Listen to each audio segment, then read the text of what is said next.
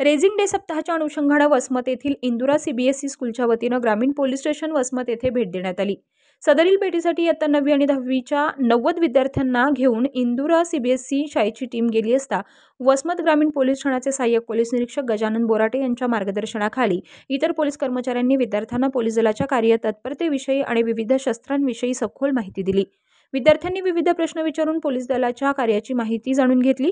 सहाय्यक पोलीस निरीक्षक बोराटे यांनी सायबर सेल, वाहतूक सुरक्षा, वायरलेस यंत्रणा, सुरक्षा हेल्पलाईन अशा विविध बाबींची माहिती देऊन विद्यार्थ्यांच्या मनातील कुतूहल दूर केले। पोलीस दलाची शस्त्र कोणती असतात, ती कशी असतात हे विद्यार्थ्यांना प्रत्यक्षात पाहायला मिळालं। त्याविषयी इत्थंभूत माहिती ही ग्रामीण पोलीस स्टेशनच्या वतीनं विद्यार्थ्यांना देण्यात आली।